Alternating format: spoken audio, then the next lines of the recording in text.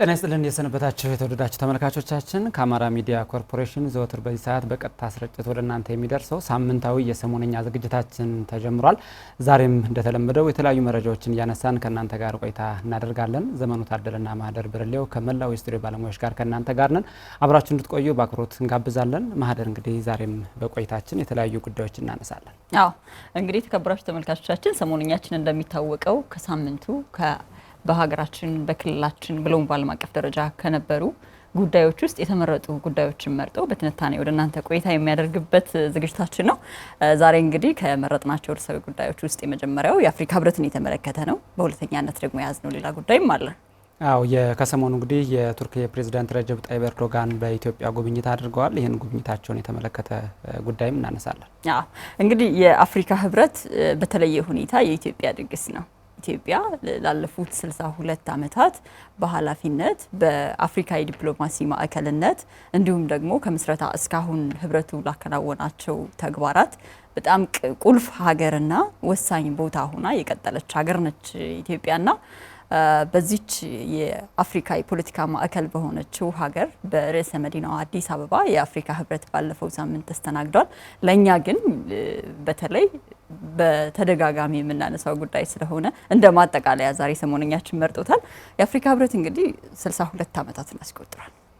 እንግዲህ ከ62 ዓመታት አስቀድሞ በተቋሙ ግንባታ ዋዜማ ጀምሮ በኋላ ላይም ተቋም ሆኖ እንዲቆም ከዛም አሁን ለደረሰበት ጠንካራ የአፍሪካ ህብረት ተቋም ኢትዮጵያ እንደምሰሶ ሆኖ ካገለገሉ ሀገራት መካከል በቀዳሚነት የምትጠቀስ ናት። እንግዲህ በአፍሪካ ህብረት ምስረታ ውስጥ ከፍተኛ ሚና የነበራት ሀገር እንደሆነች ይታወቃል። ማህደር ከምስረታው ዋዜማ አካባቢ የነበሩ ቅድመ ሁኔታዎችን ጨምሮ በማመቻቸት በኋላም አዲስ አበባ ላይ ህብረቱ በይፋ ሲመሰረት መስራች ሀገር ሆና ትልቅ ሚና ተጫውታለች። እንግዲህ ለህብረቱ ያላት እሳቤም በየአመታቱ በየዘመናቱ ያልተቀየረ ወጥ የሆነ አቋም ያላት ሀገር ነች። በአፍሪካ ህብረት ጉዳይ ላይ ኢትዮጵያ በመንግስታት መቀያየርም ጭምር ያልተቀያየረ አቋም ያላት ሀገር ነች ኢትዮጵያ። እንግዲህ በምስረታው ጀምሮ በተለይ የወቅቱ ንጉስ ቀዳማዊ ኃይለ ሥላሴ እንደዚሁም የወቅቱ የውጭ ጉዳይ ሚኒስትር የነበሩ ከተማ ይፍሩ በህብረቱ ምስረታ ላይ ከፍተኛ ሚና እንዳላቸው ይታወቃል።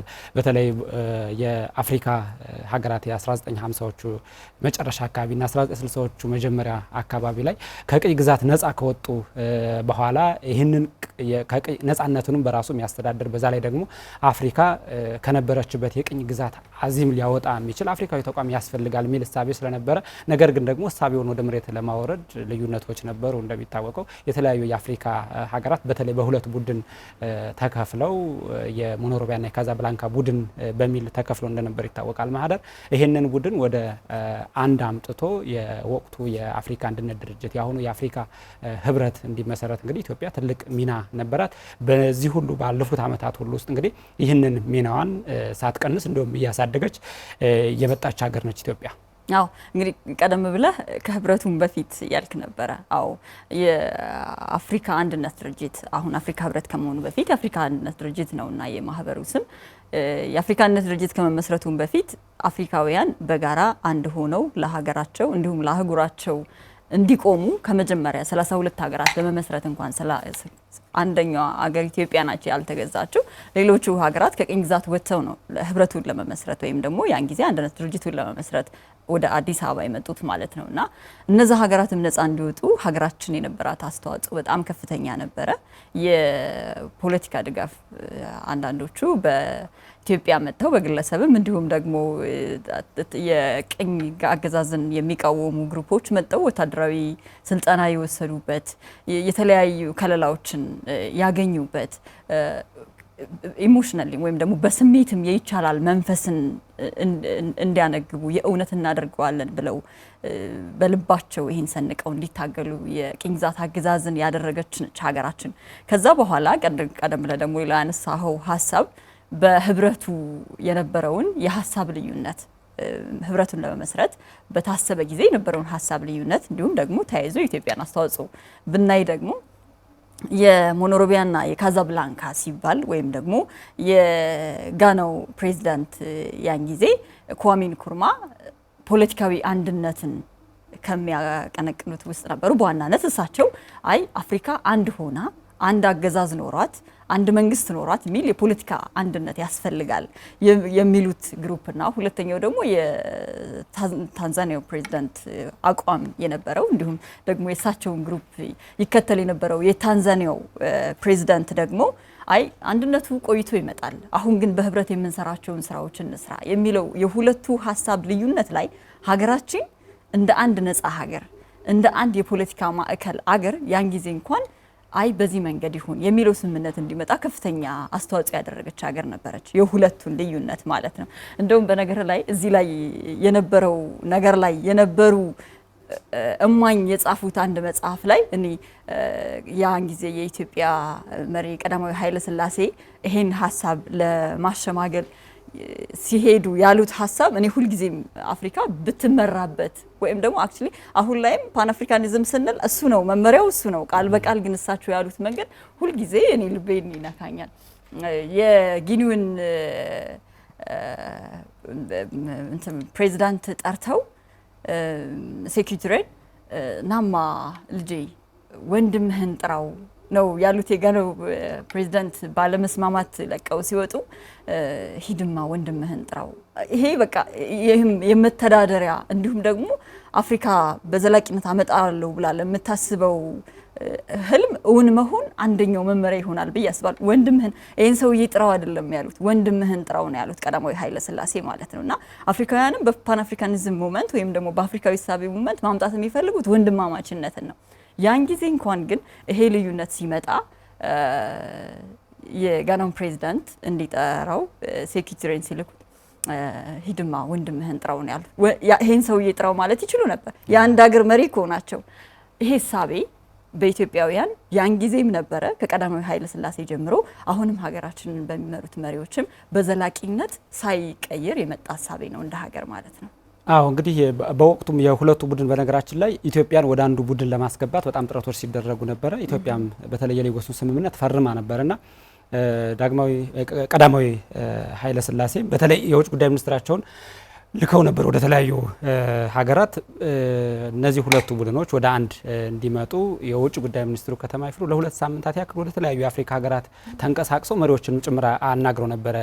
እንደ ጠቀሳቸው የጋናውን ኳሜ ንክሩማ አንዱ ነበሩ። እሳቸው ካገኟቸው የግብፁ ገማል አብዱል ናስር፣ የታንዛኒያው ጁሊየስ ኔሬሬ እና እነዚህ ትልልቅ መሪዎች ላይ የዞሩ ሁለቱ ቡድን ወደ አንድ ተቋም እንዲመጣ አድርገዋል። በኋላም እንግዲህ 32ቱ የአፍሪካ ሀገራት በአዲስ አበባ ስምምነት ሲያደርጉ እነዚህ ቀደም ብለው የተሰሩ ስራዎች መሰረት ጥለዋል ማለት እንችላለን። ከዛ በኋላ እንግዲህ ህብረቱ በየአመቱ በተለያዩ ሀገራዊ ጉዳዮች ላይ አጀንዳዎችን እያነሳ ውይይት የሚያደርግ ውሳኔዎችን የሚያሳልፍ ወደ ፖሊሲነት ወደ መመሪያነት እየቀየረ በተለያዩ የአፍሪካ ሀገራት የአፍሪካ ህብረት አጀንዳዎች እንዲተገበሩ እያደረገ ነው ያለው። በተለይ ደግሞ ከቅርብ ጊዜ ወዲህ ራሱን ወደ አፍሪካ ህብረት ከቀየረ በኋላ ደግሞ ትልልቅ አጀንዳዎች የረጅም ጊዜ የአህጉራዊ እቅዶች እየታቀዱ ተቋማዊ ለውጦችም እየመጡ የራሱ ህብረቱን ጨምሮ በየሀገራቱ ተቋማዊ ለውጦችም ጭምር እንዲመጡ እያደረገ ህብረቱ እያደገ መጥቷል። በዚህ እድገት ውስጥ ኢትዮጵያ ከፍ ያለ ሚና አላት። እንግዲህ ዘንድሮም በመሪዎች ደረጃ ለ39ኛ ጊዜ አድርጓል። ስራ አስፈጻሚውን በነገራችን ላይ ቀደም ብሎ ለ48ኛ ጊዜ ስብሰባውን አድርጓልና የዘንድሮ የ39ኛው የአፍሪካ ህብረት የመሪዎች ጉባኤም እንግዲህ በተለይ የአፍሪካ ህብረት በትልቁ ሰርቶታል ተብሎ የሚታሰበው አንደኛው የ2063 አጀንዳ ነውና ይህንን አጀንዳ ዘንድሮ ደግሞ ዘላቂ የውሃ አቅርቦትና ደህንነቱ የተጠበቀ የንጽህና አጠባበቅ ስርዓትን ማረጋገጥ ለአጀንዳ 2063 በሚል መሪ ሀሳብ ዘንድሮ አድርጓልና ይሄ አጀንዳ ብቸኛው አጀንዳ አይደለም። በእርግጥ ይሄ መሪ ሀሳቡ ቢሆንም የውሃ አጀንዳ ግን ብቻውን አይደለም። ሌሎች አጀንዳዎች ላይም ውይይት ሲያደርግ ነው የነበረው ህብረቱ። በዚህኛው የ2063 አጀንዳን በመተግበር ከመጀመሪያው በአጀንዳነት በማስያዝ በኩልም ኢትዮጵያ ትልቅ ሚና ከነበራቸው የአፍሪካ ሀገራት መካከል አንዷ ናት። አዎ እንግዲህ ዘንድሮን የውሃ ተደራሽነትን ጉዳይ ደግሞ ሀገራችን ቀደም ብለን እንዳልከው አጀንዳውን በማስያዝ ትልቅ ሚና ነበራት። የአጀንዳ 2063 ግቦች አንዱ አካል ነው። ይህ የዘንድሮ የውሃ ተደራሽነት ጉዳይ ለሀገራችን ወይም ከሀገራችን ፍላጎት ወይም ደግሞ ሀገራችን በዚህ ወቅት እንደ ብሔራዊ ጥቅም ይዛቸው ከምትንቀሳቀሳቸው ጉዳዮች አንጻር እንዴት ይታያል? እንዴት ትጠቀምበታለች? በመድረኩስ ምን አነሳች? ከዚህ ከብሔራዊ ጥቅሟ አንጻር አፍሪካዊ ጉዳይ ነው። ነገር ግን ኢትዮጵያ እንደ ኢትዮጵያ በዚህ ጉዳይ ላይ ምን ትፈልጋለች የሚለውን ስናይ ደግሞ እንግዲህ የውሃ ጉዳይ በአፍሪካ ሚሊዮኖች የንጹህ መጠጥ ውሃ ችግር ያለባቸው በዚህ የተነሳ በውሃ ጥራት ተደራሽነት ምክንያት በርካቶች በተያያዥ በሽታዎች ህይወታቸውን የሚያጡበት ከፍተኛ የጤና ስጋት የሆነበት የውሃ ጉዳይ ከመጠጣትና ለምግብ ማብሰያነት ያለፈ የሆነ ነው በሀገራችን ማለት ነው። ከልማት ጋር ተያይዞ የውሃ እጥረት ወይም ደግሞ ያለን የውሃ ጸጋ አለመጠቀም ልማታችን ወይም ደግሞ እንደ ሀገርና እንደ አህጉር እድገትን ምን ያህል እንደጎተተ የትኛውም አፍሪካ ውስጥ ያለ ዜጋ የሚረዳው ነው። ይህ እንዳለ ሆኖ አጀንዳ የሆነበት ምክንያት ይሄ እንዳለ ሆኖ ለኢትዮጵያ ውሃ ከነዚህ ነገሮች ባሻገር ከነዚህ ነገሮች በላይ መሆኑን የኢትዮጵያ ጠቅላይ ሚኒስትር ዶክተር አብይ አህመድ አንስተዋል። አንድም ኢትዮጵያ ባለፉት ጊዜያት ውሃን በብልሃት መጠቀም ምን እንደሚመስል የተረዳችም ያሳየችም ሀገር መሆኗን የውሃ ሀብቶቿን ስትጠቀም በሀገር ውስጥም እንዲሁም ደግሞ ድንበር ተሻጋሪ እና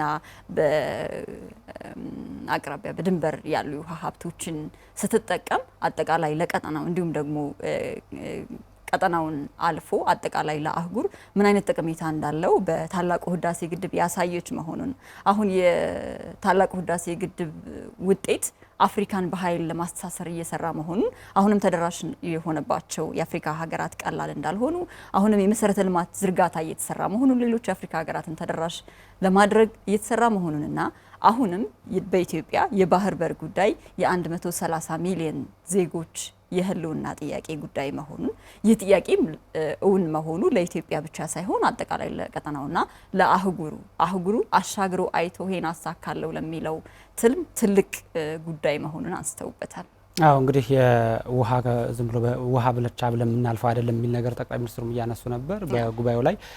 በነገራችን ላይ ህብረቱ አንደኛው ትብብሩን እያጠናከረ ነው ያለው ከተለያዩ በአህጉርም ደረጃ በሀገራትም ደረጃ አንዷ ኢጣሊ ነች።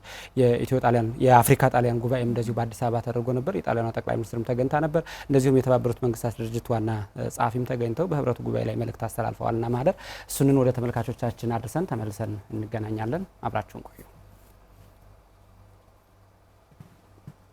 is more than a resource.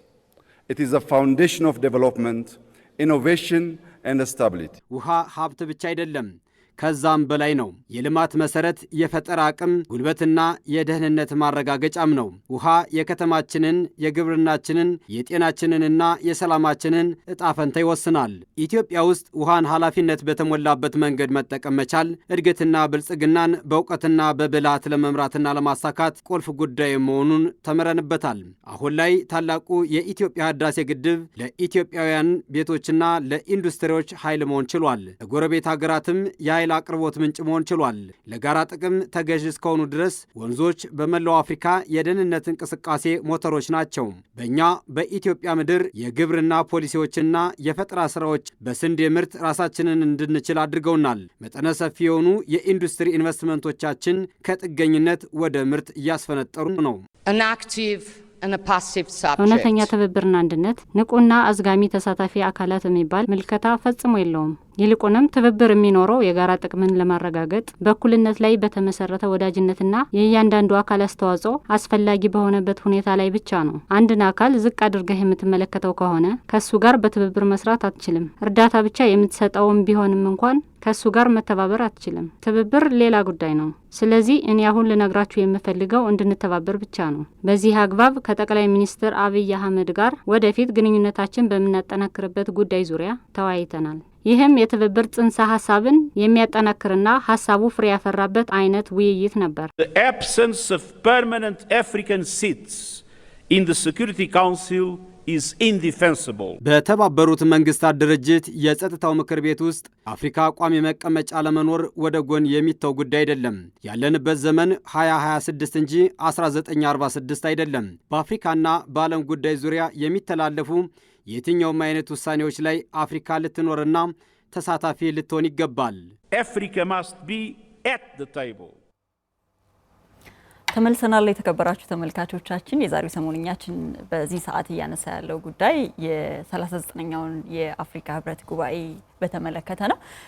እንግዲህ ቀደም ብሎ ሀሳብ የሰጡ የተለያዩ ሀገራት መሪዎች እንዲሁም ደግሞ የዩኤን ሴክሬታሪ አንቶኒዮ ጉተሬስ ያነሷቸው ሀሳብ አጠቃላይ የአፍሪካ ህብረትም የሚሰራባቸውና አጠቃላይ አፍሪካ እንደ አፍሪካ የምትሰራበት ከመጨረሻው ከአንቶኒዮ ጉተሬስ ሀሳብ ብንነሳ ስለ የጸጥታው ምክር ቤት ኢትዮጵያ አፍሪካን እንደ አህጉር ያላካተተ መሆኑን የ80 ዓመታት ጉዞ አንድ አህጉርን ያገለለ በተለይ ደግሞ አንደኛ ቋሚ መቀመጫ የሌላት መሆኑ፣ ሁለተኛ አምስቱ ቬቶ ፓወር ያላቸው ሀገራት በሚወስኑበት ነገር ግን በነገር ላይ እዚህ ላይ ያለ መወከል ያለ መቀመጥ ጉዳይ ብቻ አድርገን የምንረዳው አይደለም።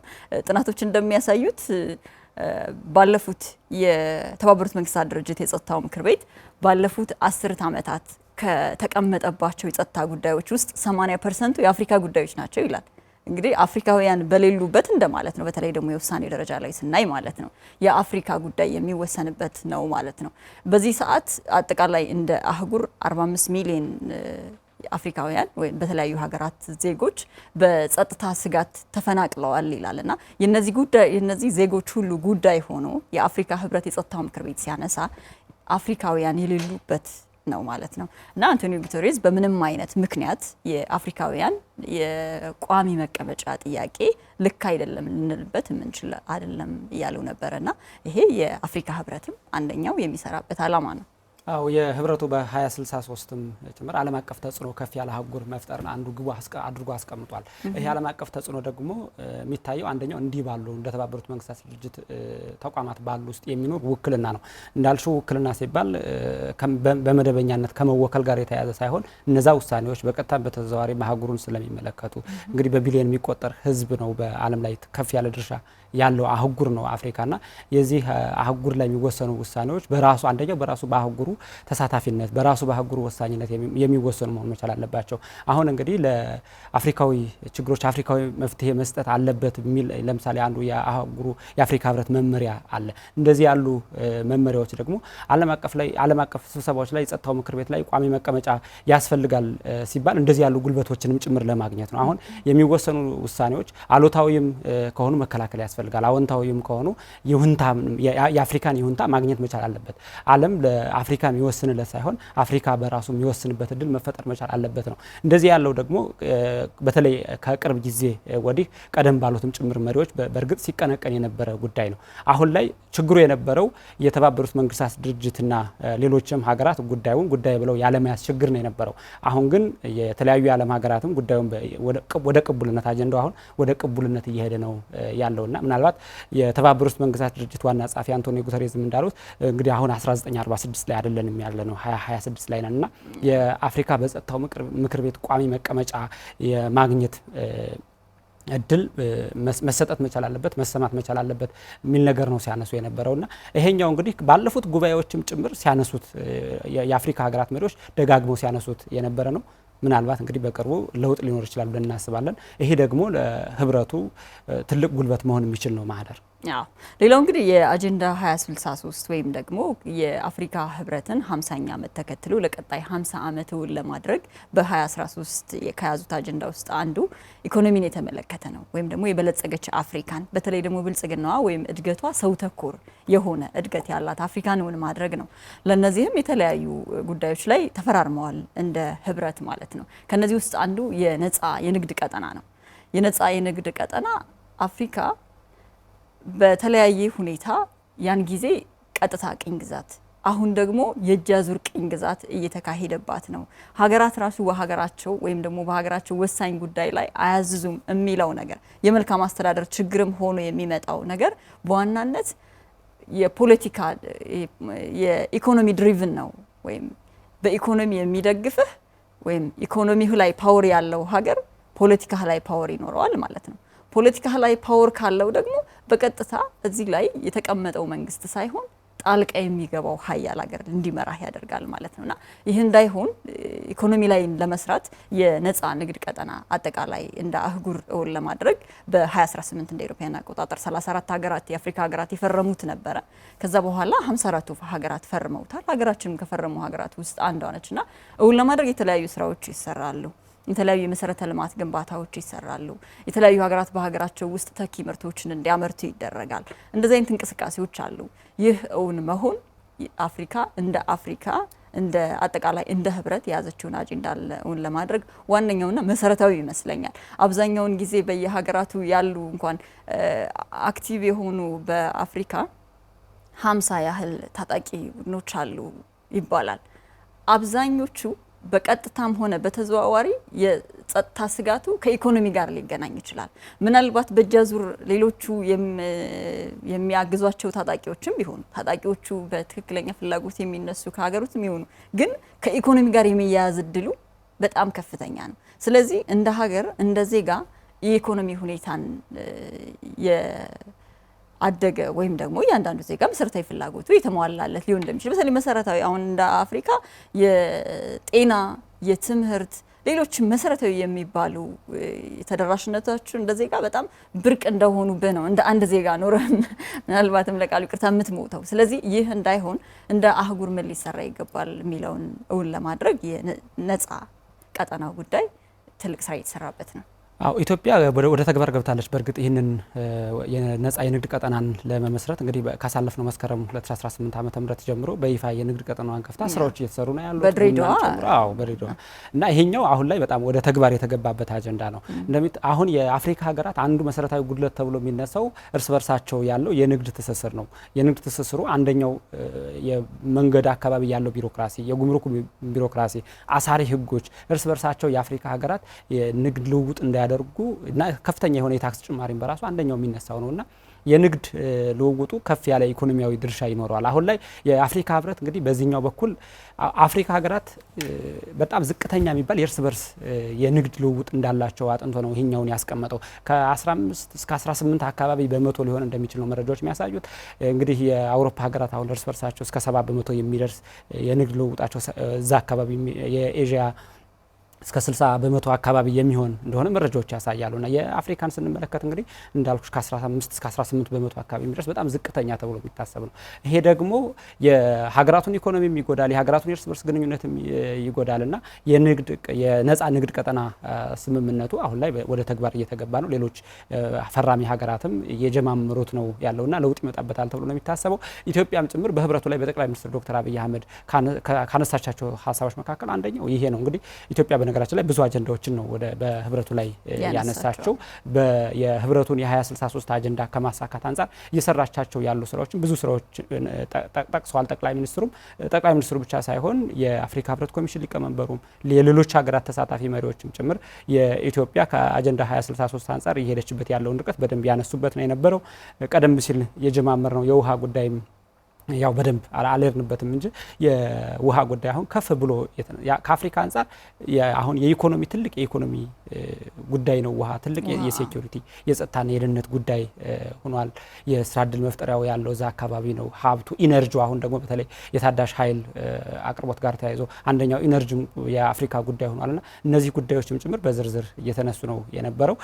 ከዛም ባሻገር ትስስሩ አሁን የኢኮኖሚ ትስስሩ የመሬት የንግድ ቀጠና ብቻ ሳይሆን የአየር ላይም ትራንስፖርትም ጭምር ጠቅላይ ሚኒስትር ዶክተር አብይ አህመድም ጭምር ከ60 በላይ መዳረሻዎች እንዳሉት የኢትዮጵያ አየር መንገድ ለምሳሌ ሲያነሱ ነበር። ይሄንን ማስፋት አሁን ግዙፉን የኢትዮጵያ አየር መንገድ የአየር ማረፊያ ኢትዮጵያ እየገነባች እንደሆነ በህብረቱ ላይ ሲያነሱ ነበርና እነዚህ ሁሉ ተደምረው ትልቅ ኢኮኖሚያዊ ጉልበት የሚፈጥሩ ናቸው ለኢትዮጵያ ለአህጉሩ ማለት ነውና አሁን እነዚህ መመሪያ እየወጣላቸው አሰራር እየሆኑ ህግ እየተበጀላቸው ይሄዳሉ ተብሎ ነው የሚጠበቀው። እንግዲህ አፍሪካ ከተለያዩ ሀገራት የተለያዩ ጥሬ ዕቃ ታቀርብና የተመረተ ጥሬ ዕቃ በሷ ጥሬ ዕቃ የተመረተ ፕሮዳክት ወይም ምርት እንደገና በውድ ትገዛለች። ቡና ትልካለች፣ ምናልባትም ተቀነባብሮ ልትረከብ ትችላለች። ጥጥ ትልካለች፣ እንዲሁ በጥጥ የተለያዩ ልብስና ሌሎች ነገሮች ተሰርተውበት ይመለሳል። የኮኮናት ምርት ትልካለች፣ ቸኮሌት እና ሌሎችም ነገሮች የኮስሞቲክስ ውጤቶች በጣም በውድ እንገዛለን። ማዕድናት ጥሬ የማዕድን ምርት ትልካለች። ጌጣጌጦችና ሌሎች የመሰረተ ልማት ግብአቶችን ትረከባለች። ነገር ግን እርስ በርስ ግን አፍሪካውያን ከአፍሪካውያን ጋር ያላቸው የንግድ ትስስር ግን ከ15 እስከ 18% ነው። አስበው ጥሬ ገንዘብ ልከህ ነገር ግን በቅርብ ከምታገኘው ያልጠየቅከውን ያልተገዛዛውን ከርቀት በውድ ዋጋ ጨምረህ ትረከባለህ ማለት ነው። ይሄ አንደኛ ብዙ ሰጥተህ ትንሽ በውድ መግዛትን፣ ሁለተኛ ከረንሲው በራሱ አሁን የትኛውም የአፍሪካ ሀገር 54ቱም የህብረቱ አፍሪካ ሀገራት የማዕከላዊ ባንክ አላቸው። ነገር ግን ማዕከላዊ ባንኮቹ አፍሪካውያን ከአፍሪካውያን ጋር በራሳቸው ከረንሲ ባለው ከረንሲ አይገበያዩበትም። ዩሮ ወይም ዶላር ማምጣት አለባቸው ለመገበያየት ማለት ነው። ይሄ ሁልጊዜም አቅማቸውን የኢኮኖሚ አቅማቸውን እየፈተነ ባለበት እንዲቀጥል እያደረገ ያለ ነውና ይሄ ከረንሲ የጋራ ከረንሲ እንደ አህጉር የጋራ የመገበያያ ገንዘብ እንዲኖር ማድረግና በተለይ ደግሞ ከዚህ ከነጻ ንግድ ቀጠና ጋር ተያይዞ እንዲሁም ደግሞ የቱሪዝም ተደራሽነትና እርስ በርስ አንድ የመሆን የመገናኘት ድልን ለመጨመር የፍሪ ቪዛ አሁን አፍሪካ ዩኒየን ያለው አፍሪካ ህብረት የሌለው ሁለት ነገሮችን ብናነሳ ነገር ግን የህብረቱን ኃይል የመጨመር ድል ከፍተኛ ጉልበት ሊሆኑ የሚችሉ ነገሮች ናቸው። የፍሪ ቪዛና የጋራ ከረንሲ ጉዳይ ማለት ነው። በነገር ላይ የአውሮፓ ህብረት የሌለው የአፍሪካ ህብረት ያለው ደግሞ ሌላ ነገር አለ። ለምሳሌ አፍሪካዊነትን አፍሪካ ህብረት ያቀነቅናል ወይም ደግሞ የአህጉራዊነት ጉዳይን ማለት ነው ፓን አፍሪካኒዝም የምንለው ማለት ነው። ያ ግን ምናልባት በተለይ በሴኩሪቲ ትብብርና በኢኮኖሚ ትብብር ላይ መሰረት ያደረገ ነው። እነዚህ ሁለት ነገሮች በተለይ ደግሞ የፍሪ ቪዛ እና የካሽ ጉዳይ በቀጣይ የሚሰራባቸው ነገሮች ናቸው ማለት ነው። እንግዲህ ህብረቱ ከዚህ በኋላ የሚኖሩትም ጉባኤዎች ይኖራሉ። ሌሎች በጣም በርካታ ጉዳዮች የተነሱበት ጉባኤ ነበረው። ኢትዮጵያም በደማቅ ሁኔታ አዲስ አበባን በጣም በጥሩ ሁኔታ ነው እንግዶቿን ተቀብላ የሸኘችው። በጣም ትልቅ ጉባኤ ነው የነበረው። ዓለም አቀፍ ትኩረትም አግኝቶ ነበረ። ከአንድ ሺህ በላይ የመገናኛ ብዙኃንም ሽፋን የሰጡት ጉባኤ ነው የነበረው። እንግዲህ የመጀመሪያው ጉዳያችን በዚህ እናጠናቀቅ። ማህደር ሁለተኛው ጉዳያችን ይቀጥላል። ከመሸጋገሪያ በኋላ ተመልሰን እንገናኛለን።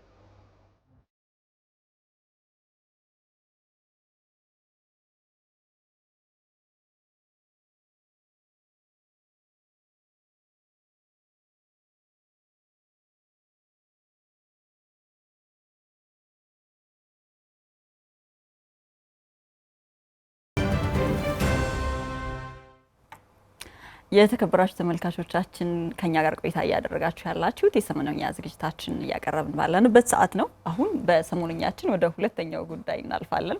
ከሰሞኑ እንግዲህ የቱርክ ፕሬዝዳንት ረሲፕ ታይፕ ኤርዶዋን በሀገራችን የስራ ጉብኝት አድርገው ነበረ።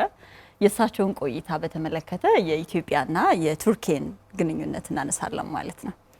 እንግዲህ ፕሬዚዳንት ረጀብ ጣይብ ኤርዶዋን ለሁለተኛ ጊዜ ነው ወደ ኢትዮጵያ የመጡት። ማህደር በፕሬዚዳንትነት ዘመናቸው ከ11 ዓመት በፊትም እንደዚሁ በኢትዮጵያ መጠው የክብር ዶክተሬትም ጭምር በአዲስ አበባ ዩኒቨርሲቲ እንደተበረከተላቸው ይታወቃል። በተለይ 2007 ላይ እና ያም በተለይ ዓለም ላይ ከሰላም አንጻር ካበረከቱት አስተዋጽኦ የተሰጠ ሽልማት ነው የነበረው። ከዛ በኋላ እንግዲህ ፕሬዚዳንቱ ለሁለተኛ ጊዜ ኢትዮጵያን ለመጎብኘት መጥተዋል። በነገራችን ላይ ዓለም ላይ በዓለም አጠቃላይ የኢኮኖሚ የፖለቲካውም ሁኔታ ላይ የመወሰን እድል አላቸው፣ ተሰሚ ናቸው ተብለው ከሚታሰቡ መሪዎች መካከል አንደኛው እኒህ የቱርክ ፕሬዚዳንት ናቸውና ብዙ የዓለም መሪዎችም ጭምር ከሚደመጡ ጎበዝ ዲፕሎማትም ከሆኑ ሰዎች መካከል አንደኛው እንደሆኑ ይነገርላቸዋል። እንግዲህ ወደ ኢትዮጵያ መጥተዋል። እንደሚታወቀው ቱርክና ኢትዮጵያ ቀደም ያለ ግንኙነት ያላቸው ሀገራት ናቸው። የቆየ ዲፕሎማሲያዊ ግንኙነት ነው ያላቸው። ብዙ ዓመታትን ያስቆጠረ ግንኙነት እንዳላቸው ፕሬዚዳንቱም እዚህ ኢትዮጵያ በነበራቸው ቆይታ ገልጸዋልና 100 ዓመታትን የተሻገረ ግንኙነት ነው ያላቸው ማህደር። እንግዲህ ከነገስታቱ ዘመን ጋር ካገናኘ ነው ከ500 ዓመታትን ያስቆጠረ ነው በታሪክ። ነገር ግን በአዲስ አበባ ቱርክ ወይም ያን ጊዜዋ ቱርክ ኤምባሲዋን ከከፈተችበት ጊዜ አንስቶ 1926 የ100 ዓመታት በዘመናዊ የቱርክና የኢትዮጵያ የዲፕሎማቲክ ግንኙነት ታሪክ 100 ዓመታትን አስቆጥረዋል ማለት ነው። እንግዲህ የእሳቸው መምጣት ካላቸው ዓለም አቀፍ ተሰሚነት አንጻር ከኢትዮጵያ ፍላጎትና ጥያቄ አንጻር ለዓለም አቀፉ ማህበረሰብ የሚያስተላልፈው መልእክት አለ። እሳቸው ኢትዮጵያ መምጣታቸው በራሱ ማለት ነው። ቀጥሎ ሁለቱ መንግስታት በምን ነገሮች ላይ ተወያዩ ከሚለው ነገር አንጻር ስናየው እንግዲህ ኢትዮጵያ አሁን በውስጥ ከምትሰራቸው ነገሮች በተጨማሪ የቀጠናውን የአህጉሩን እንዲሁም ደግሞ ዓለም አቀፍ ተሰሚነትን ወይም ደግሞ እንዲገዙላት የምትፈልገውን ሀሳብ በተመለከተም እንዲሁ መወያየታቸውን አንስተዋል። በተለይ የቀይ ባህርን ጉዳይ ማለት ነው። ከቀይ ባህር ጉዳይ አንጻር እንኳን ስናየው እንግዲህ ረጀብ ጣይብ ኤርዶጋን በሀገራቸው በሚከተሉት ዲፕሎማሲ አሁን ላይ እንግዲህ የአንድ ሀገር መሪነት ወይም ደግሞ አንድ ዘመን የሚባለው የዓለም ማስተዳደር እየተቀየረ ያለበት ነው። የምስራቁና የምዕራቡ የሚባል የኃይል ሚዛን ያለበት ዘመን ላይ ነው ያለ ነው እና እሳቸው ከምስራቁ ጋርም ጥሩ ግንኙነት አላቸው። ከነ ሩሲያ ከነ ቻይና ጋር ጥሩ ግንኙነት ያላቸው መሪ ናቸው። ወደ ደግሞ አውሮፓ ደግሞ ስትሄድ ወደ ምዕራቡ ደግሞ ስትሄድ ጥሩ ግንኙነት ያላቸው የኔቶም አባል ሀገር ናት። እንደ ሀገር ከሁለቱም ጋር ጥሩ ግንኙነት ያላቸው መንግስት ናቸው። ይሄን አስተዳደር አቻችለው መሄድ ያስቻሉ መሪ ናቸው። ስለዚህ የእሳቸው መምጣት እና በእንደዚህ አይነት ጉዳዮች ላይ መወያየት ለኢትዮጵያ የሚያስገኘው ነገር ይኖራል ተብሎ ምንም ለመጠርጠር ከባድ ነገር አይደለም። የኢትዮጵያንም ስናይ ደግሞ ከዚህ ጋር የተመሳሰለ ነው። ኢትዮጵያ ብሔራዊ ጥቅሟን እንደ ሀገር ያላትን ፍላጎት አሁናዊም ዘላቂም ኢንትረስቷን በሚያስጠብቅ መንገድ ነው የዲፕሎማሲ ፖሊሲዋ የሚያመራው ማለት ነው። ጎራ የመለየት ፍላጎት የላትም። ስለዚህ ከዲፕሎማሲ አንጻር ትልቅ ጉዳይ ነው መምጣታቸው። አዎ እንግዲህ ግንኙነታቸው አሁን 100 ዓመታትን ዝም ብሎም የመጣ አይደለም። ኤምባሲ ከመክፈት አሁን ብዙ ሀገራት ጋር ያለው ተመሳሳይ ኤምባሲም ቢኖር በሁለቱም ሀገራት መካከል ግንኙነትም ቢኖር ነገር ግን በተግባር ከመገለጥ አንፃር ቢሮ ከመክፈት የዘለለ ግንኙነት ካላቸው ሀገራት መካከል ነው የቱርክና የኢትዮጵያ ግንኙነት። እንግዲህ በጣም ብዙ የሚባል በተለይ ከኢኮኖሚው አንፃር አሁን እንግዲህ ከቻይና ቀጥሎ በሀገሪቱ ከፍተኛ የኢንቨስትመንት እንቅስቃሴ ካላቸው ሀገራት ሁለተኛዋ ቱርክ ናት። እንደዚሁም ለቱርክም ደግሞ ቀዳሚ መዳረሻ ከሆኑ ሀገሮች መካከል ከአፍሪካ ሀገራት መካከል ኢትዮጵያ አንደኛ ናትና ይሄ ግንኙነት ባለፉት 100 ዓመታት የተሰራ ቀደም ብሎም ከአዲስ አበባ በፊት በነገራችን ላይ በሐረርም ቆንስላ ከፍታ ነበር። የዛን ጊዜም ጀምሮ ግንኙነቱ የነበረው ቱርክ አስቀድማ በአዲስ አበባ በተለይ በቀጠናው በራሱ የመጀመሪያው ኤምባሲ ነው። ከዛም በኋላ አየር መንገዷ ወደ አዲስ አበባ እንዲበር በማድረግ እሱን ተከትሎ ደግሞ ኢትዮጵያም በተመሳሳይ ባንካራም ኤምባሲዋን በመክፈት ከዛ ግንኙነቱ በተለይ ኢኮኖሚያዊ ግንኙነቱ በጣም ከፍ ያለ የመጣበት ነው። አሁን 200 በላይ ከ260 በላይ የሚሆኑ የቱርክ ኩባንያዎች ኢትዮጵያ ውስጥ ኢንቨስት እያደረጉ ነው ያሉት። በእነዚህ ኩባንያዎች ከ30 ሺህ በላይ የሚሆኑ ዜጎች የስራ ዕድል ተፈጥሮላቸዋል። ብዙ ምርቶች ከኢትዮጵያ የተመረቱ በቱርክ ካምፓኒዎች ወደ ውጭ ወደ ዓለም ገበያ እየሄዱ ነው። አሁን ላይ በተለይ ቱርክ መቀመጫዋን ኢትዮጵያ አድርጋ ፋብሪካዎች ወደ ኢትዮጵያ መጥተው ሌሎች የአፍሪካ ሀገራት ላይ ደግሞ ምርቶች ኤክስፖርት እንዲደረጉም ጭምር አንዱም ስምምነትም ጭምር ተደርጎበታል እና ፋብሪካዎች የፋብሪካ እቃዎች የመድኃኒት ከቱርክ ኢትዮጵያ ታስመጣለች። ኢትዮጵያም ደግሞ ትልቅ የንግድ መዳረሻ ካላቸው ዓለም ሀገራት መካከል ቀዳሚዋ ቱርክ ነች። ብዙ ምርቶች በተለይ የቅባት እህሎች ወደ ኢትዮጵያ ወደ ቱርክ ይላካሉ። አበባ ይላካል። የወርቅ ከማዕድንም አንፃር ወርቅ የሚላክበት ሀገር ነውና ጠንካራ ግንኙነት ያላቸው ናቸው። ይሄ ግንኙነት አሁን ላይ ተቋማዊ መልክ ይዞ እየተሰራበት ያለ ነው ማህደርና የሁለቱ መሪዎችን በሰጡት መግለጫ ከውይይታቸው በኋላ ይሄ ግንኙነት አሁንም ከፍ እያለ እየሄደ እንደሆነ ከኢትዮጵያ አንፃር ካየነው ደግሞ በተለይ እንግዲህ የአፍሪካ ቀንድ ቀጠናም አንዱ የንግግራቸው አጀንዳ ነበር የሁለቱ መሪዎችና ከቀንዱ አንፃር የኢትዮጵያ ብሔራዊ ጥቅም አለ። የቀንዱ ሰላም እየተከበረ እየቀጠለ ነገር ግን ደግሞ ኢትዮጵያ ብሔራዊ ጥቅሟን ከማስከበር አንፃር በተለይም ደግሞ የመልክዓ ምድር እስረኛ ሆኖ ካለመኖር ከባህር በር አንፃር በግልጽ ለሳቸውም መረጃ የተሰጠበት እሳቸውም ይህንን የተጋሩበት ቀደም ብሎ በእርግጥ የዚህን የባህር በርን ጉዳይ አጀንዳ ፕሬዚዳንቱ እንግዳ አይደሉም። በተለይ ከሶማሊላንድ ጋር ተደርጎ የነበረው ስምምነት ጋር በተያያዘ የአንካራ ስምምነት ሲፈረም ፕሬዚዳንቱ ከፍ ያለ ሚና እንደነበራቸው ይታወቃልና አጠቃላይ የሁለቱ ሀገራት መሪዎች የነበራቸውን ውይይት በተመለከተ አጠር ያለ መረጃ ወደ ተመልካቾቻችን አድርሰን ተመልሰን የምንገናኝ ይሆናል። ቆይታችን አሁንም ይቀጥላል።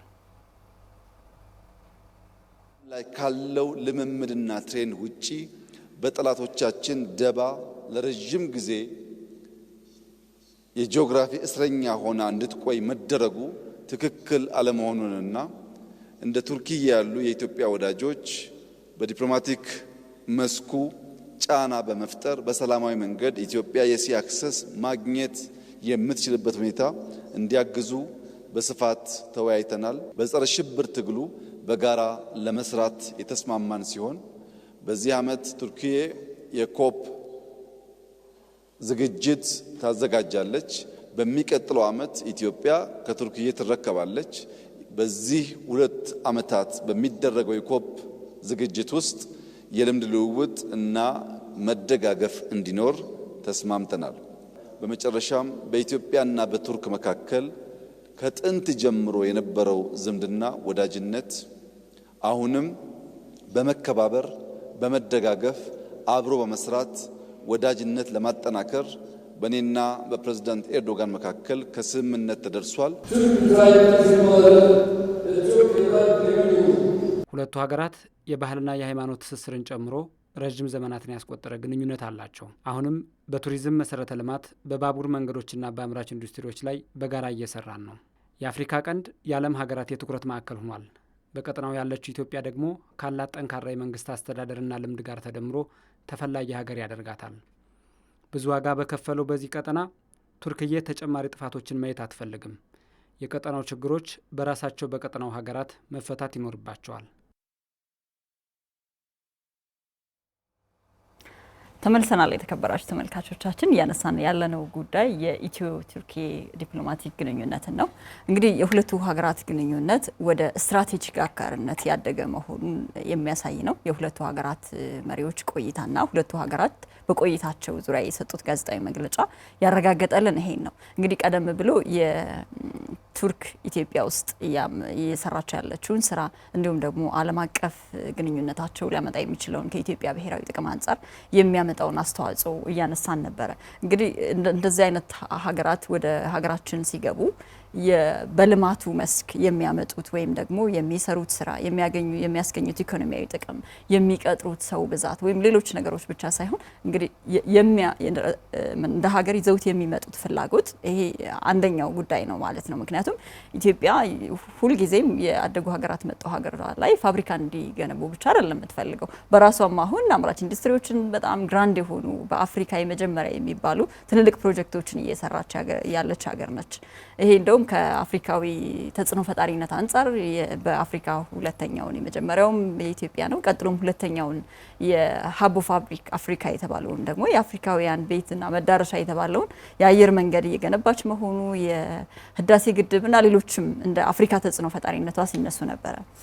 እዚህ ላይ ማንሳት የፈለጉት ነገር ምንድነው? ቱርክስ ኢትዮጵያ ላይ ምን ፍላጎት ይኖራታል ነው። ቀደም ብለው እንግዲህ ዓለም ሁሉ ወደ አፍሪካ ቀንድ ላይ አይኑን እያማተረ ባለበት ወቅት ብለው ነበር እሳቸውም ረጀብ ጣይብ ኤርዶጋን ማለት ነው። ይህ አንደኛ በአፍሪካ ወይም በአፍሪካ ቀንድ የኢትዮጵያን ሀያልነት የሚያረጋግጥ ነው። ስለዚህ እንደዚህ አይነት ሀገራት ላይ አንተ ሚዛንህን አስጠብቀህ የስትራቴጂክ አጋርነት መመስረት ከዓለም የዲፕሎማሲ ፍላጎት አንጻር ድልድይ እንደመስራት ጭምር ነው ማለት ነው። የአንድ ሀገር ቀደም ብሎ ከአፍሪካ ሀገራት ጋር ሌሎች የዓለም ሀገራት የሚኖራቸው ግንኙነት የሚተቸው የአቻ አይደለም ነው። አንደኛው ሀገር በተዘዋዋሪ ጥሬ ዕቃ የማቅረብ አንደኛው ሀገር የሆነ የስራ እድል እንዲፈጠርለት ትንሽ ተጠቃሚነት ላይ መሰረት ያደረገ ነው የሚል ነበረ። አሁን ግን የሁለቱ ሀገራት ግንኙነት ወደ ስትራቴጂክ አጋርነት ያደገ መሆኑንና ቱርክም በሀገራችን የምትፈልገው ለሀገራችንም ተጠቃሚነት ከፍ ያለ ኢትዮጵያም ደግሞ ከቱርክ የምትፈልገው እንዲሁም ደግሞ በዓለም አቀፍ መድረክ የምትፈልገው ጉዳይ እንዳለ የምናይበት ነው። አዎ እንግዲህ በስምምነትም ደረጃ በተለይ በኃይል አቅርቦት ላይ በጋራ ለመስራት ተስማምተዋል። እንደዚህ የንግድ ስምምነትም አድርገዋል። በተለይ የንግድ ስምምነቱን አሁን ላይ ወደ $1 ቢሊዮን ለማሳደግ የሚያስችል ስምምነት ሁለቱ መሪዎች ተፈራርመዋል። ከአፍሪካም አንጻር በተለይ አፍሪካ በሚቀጥሉት 20ና 30 ዓመታት ውስጥ በዓለም ላይ ተጽዕኖ መፍጠር የምትችል አህጉር እንድትሆን ቱርክም ድጋፍ እንደምታደርግ ፕሬዚደንቱ ገልጸዋል። እንግዲህ ካለን ሰዓት አንጻር የዛሬውን የሰሞንኛ ዝግጅታችን በዚህ እናጠቃል። መልካም የተከበራችሁ ተመልካቾቻችን ስትከታተሉ የነበራችሁት ሰሞንኛችን ነበረ። ማህደር ብርሌውና ዘመኑ ታደለ ከሌሎች የዕለቱ የስርጭት ባለሙያዎች ጋር ቆይታ አድርገናል። አብራችሁን ስለነበራችሁ እጅግ እናመሰግናለን።